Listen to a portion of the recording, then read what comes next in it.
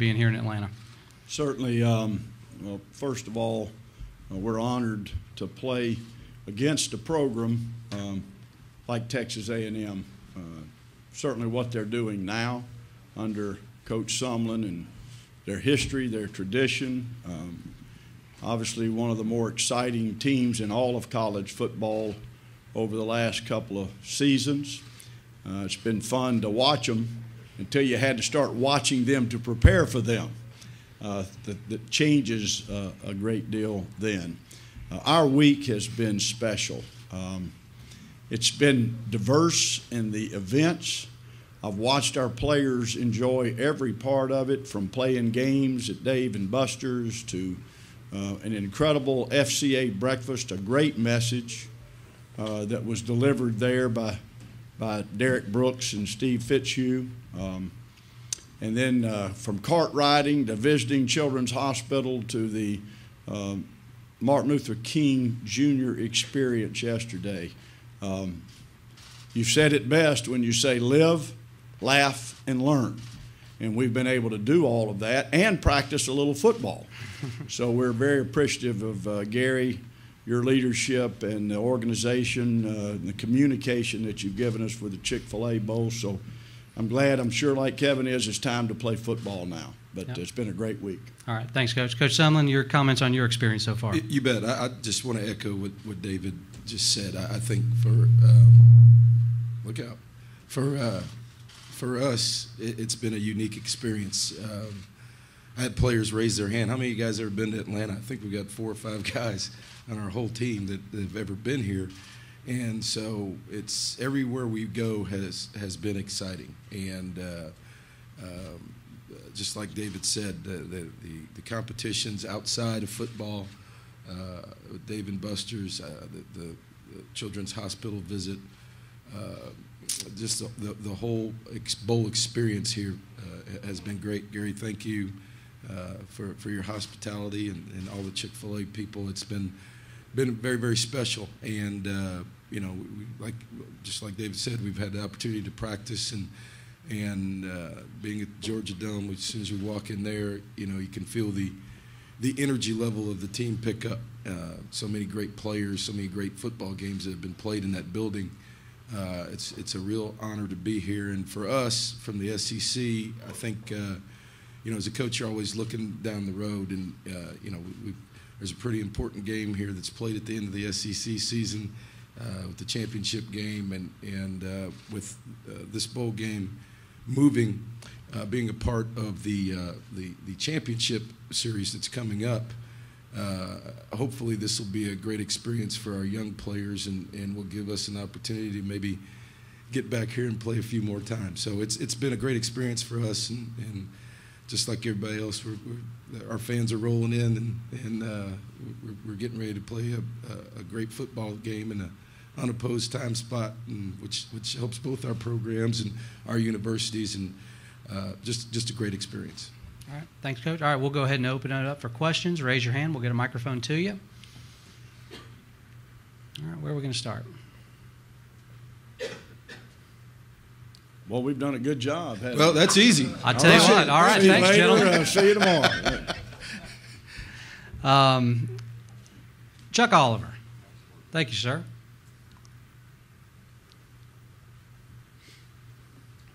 Coach Cutcliffe, beyond the statistics of Texas A&M's defense, when you watch film, what jumps off as the biggest challenge against those guys? Well, their defensive football team's got some talented individuals up front. It always starts there. They have size and quickness, and they use their hands really well. Linebacking core that makes a lot of plays. Safeties that are big and will hit you.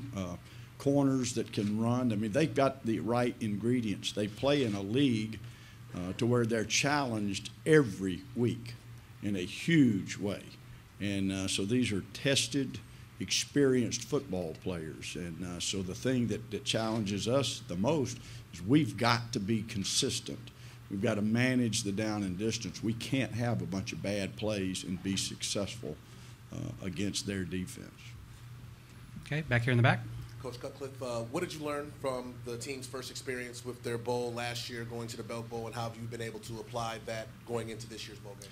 You know, I think the thing that our players have been able to do is to manage the balance a little better than we could a year ago. It was a first-time experience. We really had no one in the program other than the coaches that could kind of guide them as to what to expect. This year, our leadership, our guys talked to our younger players at home about what to expect, what they expected as a team from them. I don't think there's any leadership like peer leadership, and so by going back to back, it gave us that opportunity. All right, where are we going next? Okay, right here in the middle. David, how do you keep your offense from feeling like, there's pressure on them to score every time they touch the ball? You know, and it's a great question because the obvious is that Texas A&M has created that in a lot of ball games. They're so dynamic offensively and dominant offensively. You just have to practice and practice properly, understanding that execution is the key, one play at a time. You can't think out front as to what you're having to do as a player. You've got to play that play, and so we've worked hard on that mentality, but not just for this ball game. That's a mentality that we work on when we start spring practice, of understanding that we've got to play that play. All right, we're going over here on the left. Kevin, yesterday some of the Johnny and DeShazer Everett both said that the offense has had a little more swagger, the last couple of days. They've kind of gotten back in rhythm. Is that something that you've noticed as well with Spavital calling the plays? I think it was a taxing year physically and mentally. Some really close games that won a few of them, lost a couple of them, and we just took some time at the end of the year to step away physically and mentally, and I think it's helped us. I like our energy level right now. I like the bounce that we've got, and then it'll be interesting to see. I think it's pretty well documented where we were physically at the end of the year in a lot of key positions. I think that we're finally healthy again in a lot of those key positions, and because of that, naturally the energy level will go up. All right, right here in the middle, please. Kevin, a lot of people worry about the long layoff. Did you draw on anything from last year, the Cotton Bowl, looking forward to this bowl? We do things the same way, Robert. I mean, it's, we play last year, the 6th, so it was a longer layoff than we have right now. And, in certain ways, I think this team needed it. I think that that space, that time after our last ball game is something that this particular team needed, and I think it relates back to what the question I just answered. I think the little bit of a layoff kind of helped us this time, and from an energy standpoint, just to get back and get healthy. All right, next question.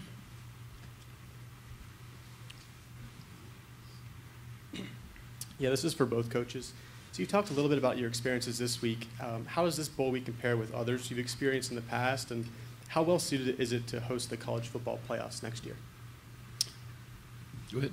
All right.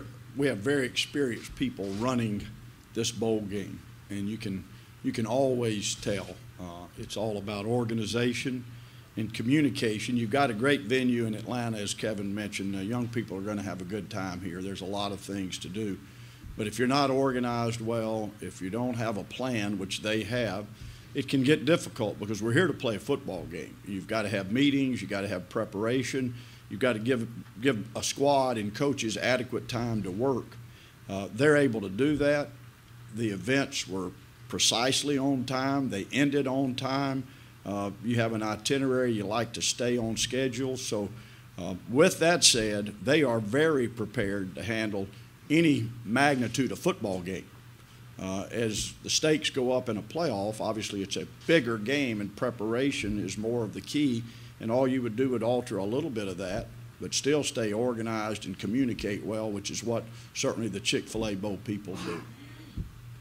Coach Sumlin? Yeah, I couldn't agree more. The organization, the time management, practice venues. We've been at the Georgia Dome. We've been over to Georgia Tech in their indoor facility, which is very, very nice. And the logistics of moving teams, getting to practice, coming back, being on time.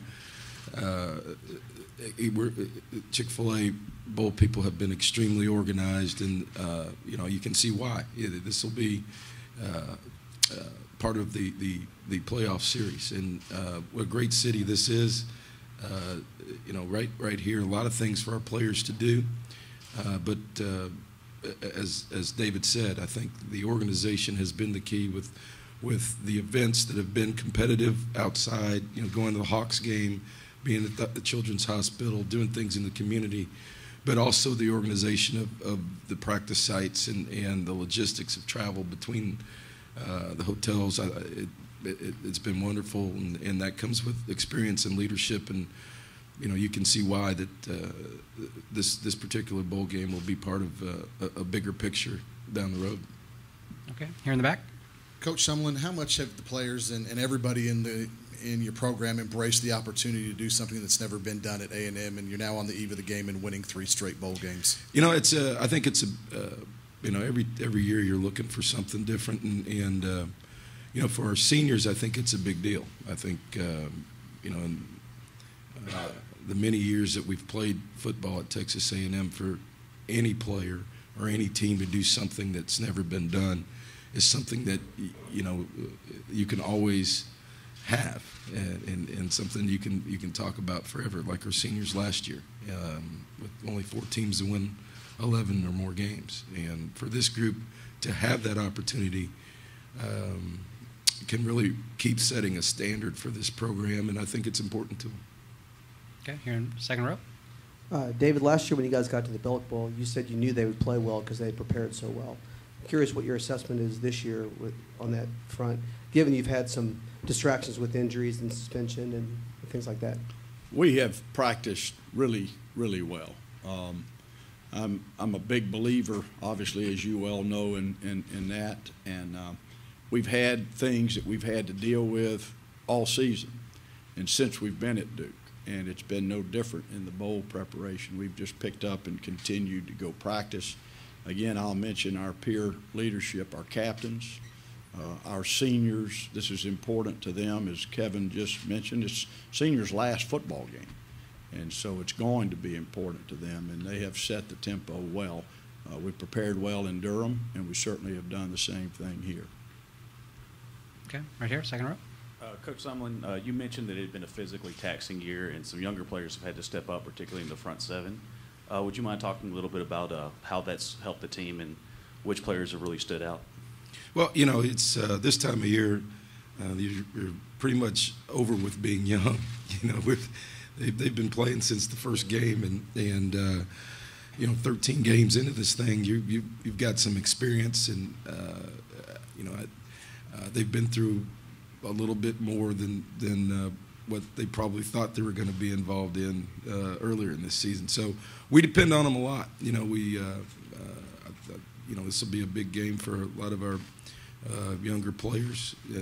Jordan Giovanni's going to have to step in there and play very, very well for us, because offensively, Duke presents some real challenges with their running attack, play action, so for our young guys, we're going to have really good eye discipline, and be ready to play a physical game, because that's where all these football games, in particular, I think this one, that's where the real matchup's going to be, and our young guys are going to have to step up and continue to keep playing. And I'm trying to get away from the term young guys now. Shoot, they're 13 games into it. They better be ready to go. Okay, right here. Kevin, you've been obviously a key part of helping Johnny through a wild ride that really no other college football player has ever been through before. What are your thoughts about how he's handled himself, how he's kind of come out on the other side now? It's kind of interesting. We went through the year, and I think people were shocked. He was kind of quiet. So, you've got the off-season part.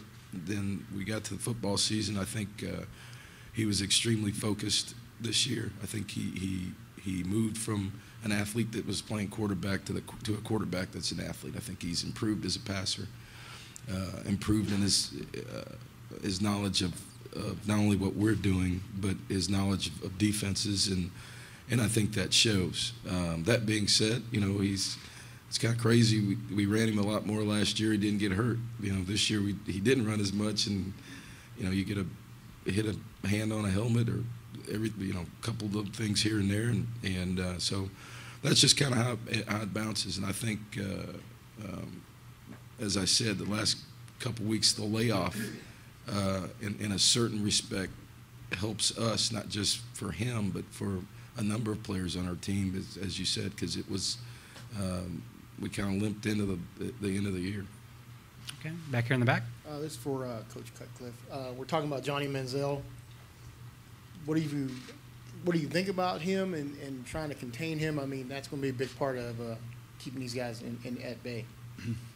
Well, I don't think contain is maybe a word we could use. It might be slow down. Being a quarterback guy, it's I agree with what Kevin just said. You see growth even as the season went along.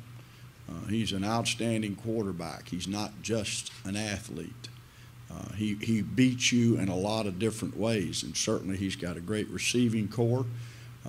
His ability to create plays is second to none. In my lengthy career, I really haven't seen a player that creates and ad-libs as well, and it's certainly in part to his athleticism, but there's coaching involved in that. He stays alive in a pocket, but his receivers move with him well. It's not an accident that they're completing a high percentage of passes when he starts to create. So Kevin mentioned eye discipline. It's going to take eye discipline and technique to compete at any level against what they do offensively and what Johnny Manziel can create. He's a great football player. Back here. Coach Cutcliffe, what would an 11th win mean for your program? Well, Kevin just mentioned it's we've reached a milestone of 10 has never happened before. 11 just ups the ante, and certainly would be very meaningful, not just to our seniors, but the reason it's most meaningful is to our players. It'd be an accomplishment that's certainly never been done, but an accomplishment that they would remember for a lifetime. And these guys have worked hard to get to this point, and certainly there's a lot on the line in this one, but I'm anxious to see how our guys approach that challenge. Back here in the back. Coach Sumlin, can you talk about what you've seen on tape as far as the strengths that Duke will bring to the football field on offense and on defense? No, we have a lot of respect for Coach Cutcliffe. We've talked about that a bunch. You look at this football team we're going to play. They've been in big games. You don't beat Miami and Virginia Tech and North Carolina and NC State by just kind of walking out there. Well-coached, physical football team, talented players on the perimeter offensively, play extremely hard, I think, across the board. And don't make very many mistakes. And I think when you see a team that plays that way, that has given them the opportunity in the fourth quarter to be in those football games. And when you win close games the way they've done this year, you gain confidence. And that's what I see. I see a team that's well coached, well disciplined, and very, very confident and poised and at the end of the game, which means it's a real difficult challenge for us. And you look through the year and what they've been able to do across the board and to represent their side in the division to get to the ACC championship game. It's going to be a real challenge for us New Year's Eve. Back here. Coach Cutcliffe, I know that a lot of the focus on Texas A&M is on Johnny Manziel, but can you talk a little bit about their running game and how, I guess, ferocious at times it can be when he hands the ball off? Yeah, well, first of all, it starts, Kevin mentioned this, up front. If you look at, they've got an All-American at tackle, and they've got outstanding people up front. They have the ability to run zone read, which means certainly the ball's going to go to the back. They can dictate power. They can dictate just giving the ball off on zones, stretch, and their backs all have great ability. So, again, it goes back to we've got a big-time difficult job to match up front. You just can't let those backs get started. And people get too focused on Johnny Manziel. There's a lot of ways that Texas A&M is going to beat you outside of Johnny Manziel throwing or running the football. Okay, right here. Hey, Kevin, how much different do you think it is for Matthews that he came back? What do you think? I mean, would he have been a top 10? I don't know what his evaluation was, but what was the difference for him returning this year? I think, you've got a couple different scenarios, in meeting with those guys after the Cotton Bowl last year, the evaluation that we got from the NFL and some of the people that, we have the ability to talk to in the National Football League gave us the information that to help the families make a decision. And obviously Luke leaving, that was the best thing for him, being the number 2 overall pick. Jake was a little bit different. The information we got was that he was a later first round, maybe 25 to 32 or early second round pick. And I think there's a real lesson there. I think he's played his way this year probably into the top 10. And there's a significant difference financially between 32 and 1 through 10, and there's I think there's a lesson there for a lot of guys, and that's the kind of information that we try to share with individual players, try to share with families, and help them make an educated decision based on the information that we can obtain. And I think in Jake's situation, him coming back and playing the way he's played has increased his value, and I think there's a lesson to be learned from that for a lot of players. All right, you're in the back. Kevin, can you talk about this senior class and how everything that they've gone through, from conference moves to losing seasons, new coach, things like that, and how they've handled it and done what they've been able to do to get to this point? Yeah,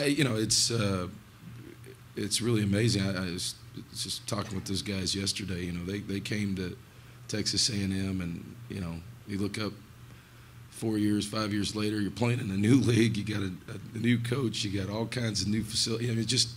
It's a completely different situation than they entered into, and it takes a lot for young people to handle that, and that's why I'm really proud of these guys. We don't have very many, but what they've been through and how they've handled it, I couldn't be prouder of them.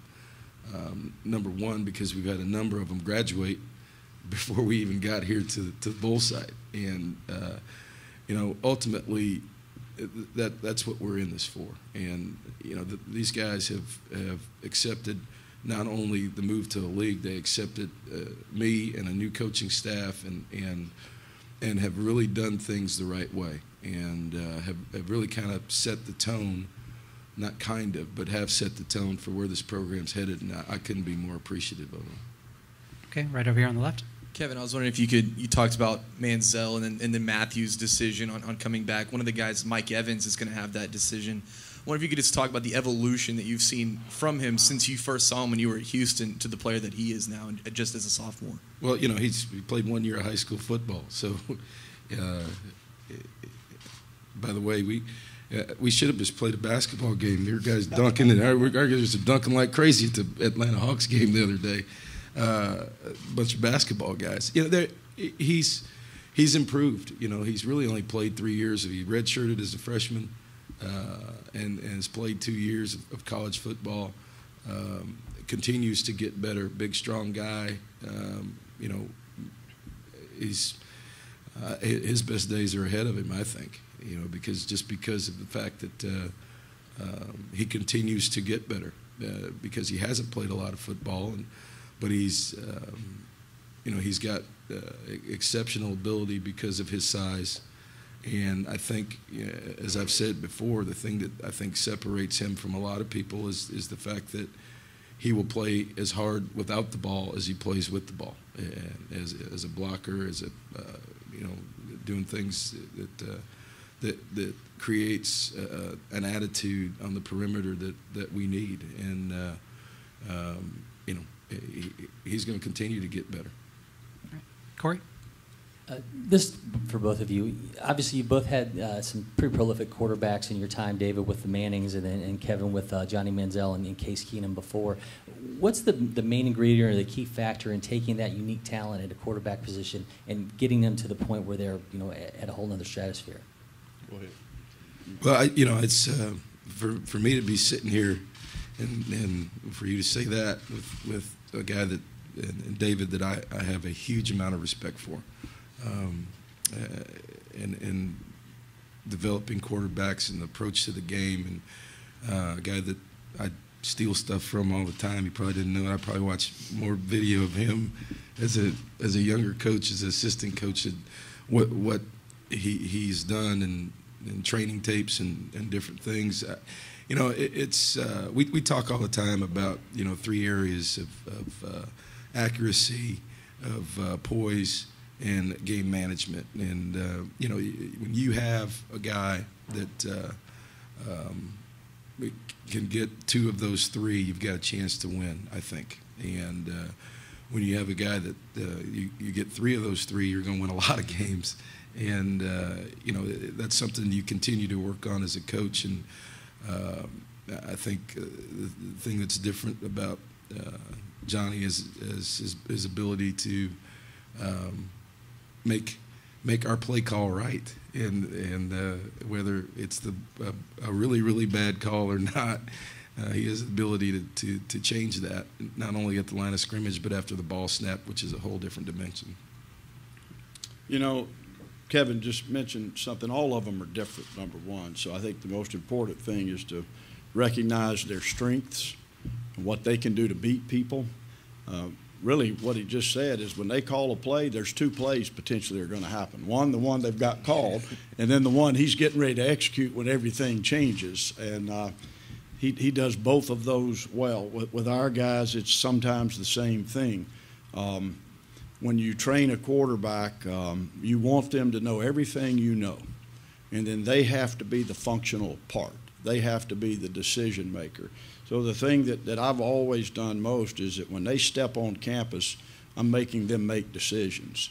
I want everything by choice and not by chance. And so it's just a mentality.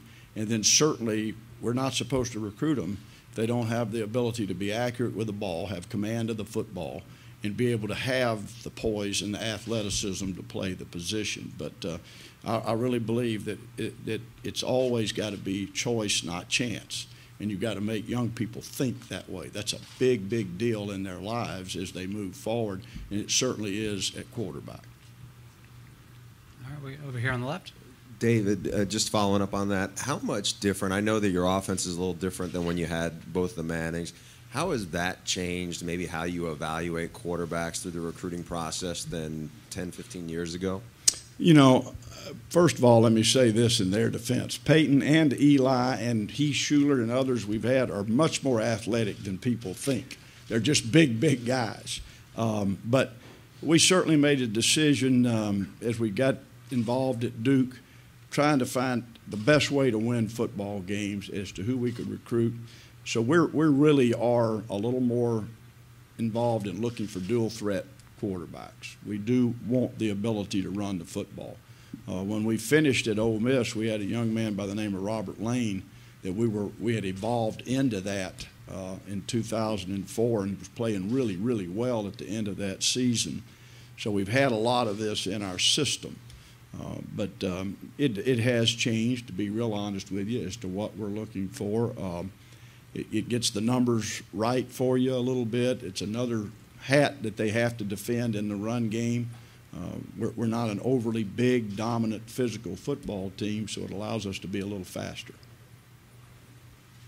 All right, we got time for 2 or 3 more. Where are we going to go next? All right, right here in the front.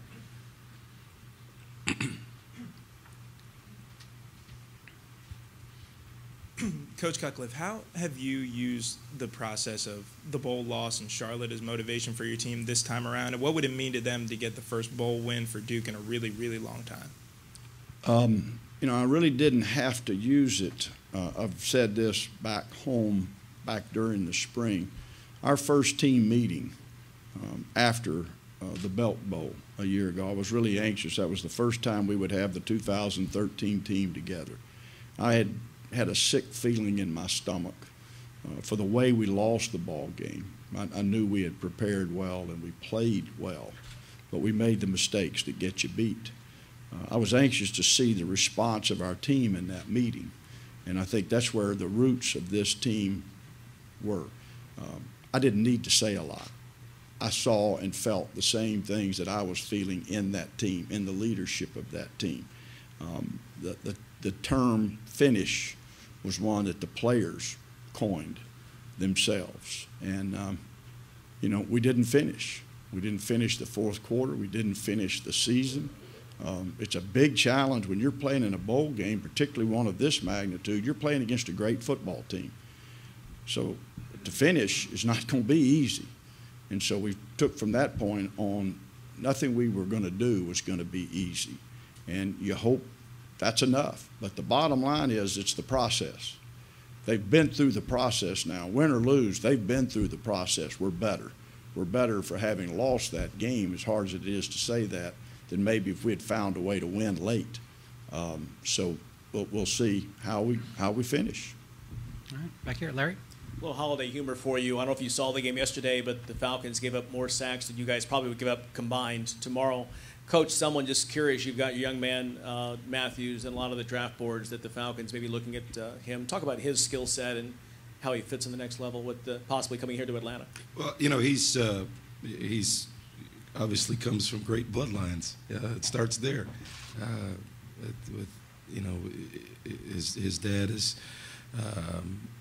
His dad was a great player as a coach now, and I think Jake approaches this game almost in a professional manner. How he eats, how he works out, how he studies video, and obviously he's the move to move him from right to left tackle was a big deal for him this year. And as I said before, I think it has helped his value. And is really a lesson to a lot of players that you can actually make money by staying in school and improving your skills and improving your value. But he will be successful. He's been successful not only on the field, but he is my favorite kind of player. He is a low-maintenance, great player, and there's not a whole lot of those left out there anymore. But he's a guy you don't even know he's there until he runs out on the field, plays extremely hard, and he will be successful at the next level. All right, we're going to go back here in the back. Coach Sumlin, how different is this Duke team because of the layoff after the ACC championship game that you're going to see tomorrow night than what they were when the ACC championship game? I mean, time-wise, how much better are they going to be? I don't know. I mean, it's in this time of year. How your team responds. After a layoff. As a coach, as David said, you prepare. You have a belief in the way that you prepare your team, and then you kind of sit on the edge and wait for that opening kickoff to see where they are with their response. Because unless you're doing a lot of different things because of that layoff, it's kind of like the first game of the year. I think you watch a lot of bowl games now, and critical things of tackling, ball security, things that happen early in the season become big deals because of the layoff. And we try to worry about what we do and how we approach the game, and